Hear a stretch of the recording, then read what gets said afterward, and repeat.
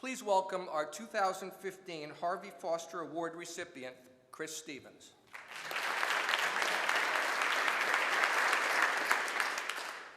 What a privilege, what an honor, and I'm humbled, as I said in my remarks. It's interesting talking about basketball, having played ball here. I was thinking a lot about this day, and basketball is on my mind. I still love the game. And I had a dream actually last night, and it was a horrible dream. I dreamt actually I was in a car crash, and I was not in a car crash, but three famous coaches were in a car crash. Mike Krzyzewski, Digger Phelps, and Jim Boeheim.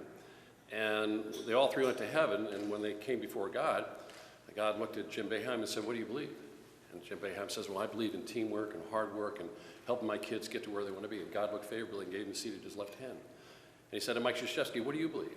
He said, "Well, I believe that winning is not everything. It's about the spirit, and it's about helping and doing." And God looked favorably and gave him a seat at his right hand. And he said, "Coach Phelps, what do you believe?"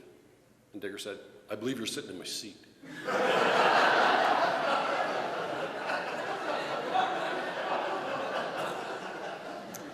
So it's great coming back here after 40 years of business and stuff, and these young people are amazing. So I've been blessed to have about 1,200 students in my classes over the past 4 years, and it's a lot of students. And so I teach an undergraduate class, Principles of Management, which I changed to Principles of Leadership. You lead people, you manage affairs. I have business problem solving with undergrads, and then also one-year MBAs. And then I teach 3 executive MBA classes on change management. How do you embrace change, lead change, create change? When I made the decision to come back here, somebody once said you should have 2 careers in life, one up until the age 60 and one from 60 on. So the coffee man just turned 63 the other day, so I'm right on target. So somebody said, "I'm sorry, you're moving from Boston to South Bend?" I said, "Yeah, South Bend's a cool place." The other day I was walking down the road when I saw the sign, "Talking Dog for Sale." So I knocked on the door and I said, "You got a talking dog?" He said, "Yeah, I do." This was deep South Bend.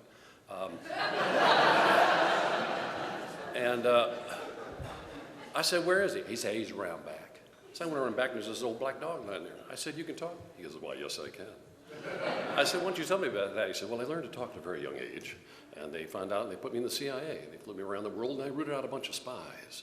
Then they brought me back here to the country and they put me in the TSA and I stopped a bunch of terrorist attacks. Decided to settle down, I had some puppies and been here ever since."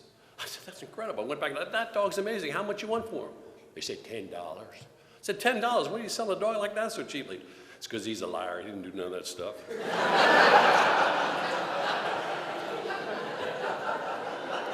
But these students have made education, it's just so much fun being in the classroom.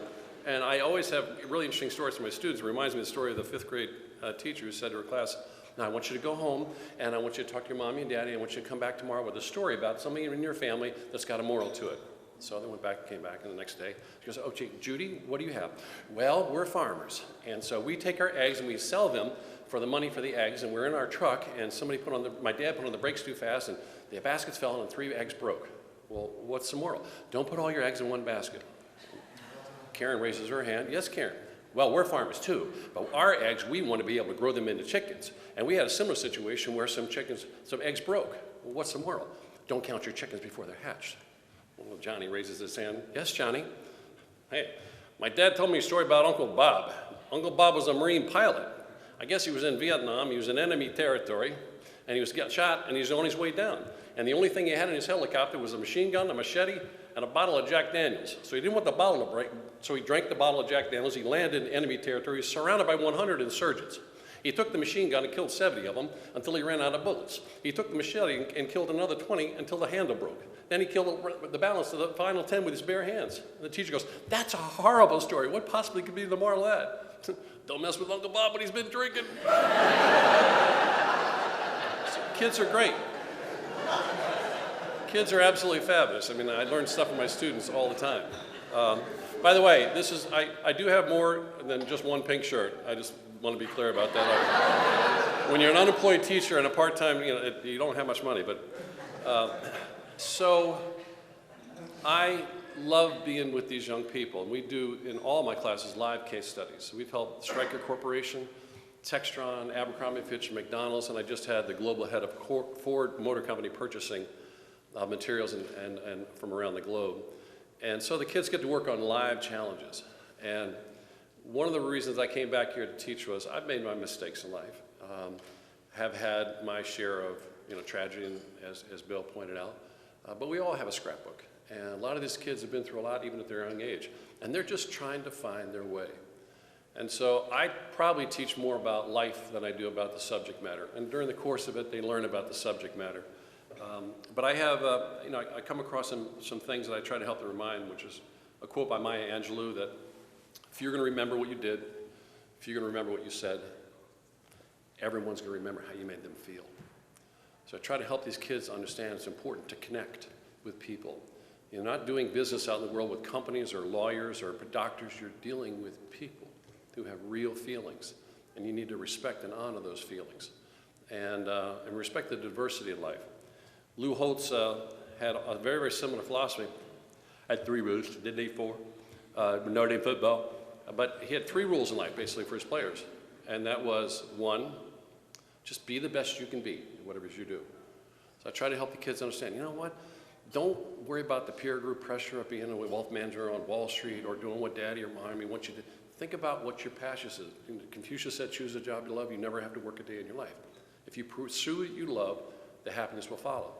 So whatever you choose to do, Lou said, be the best you can be.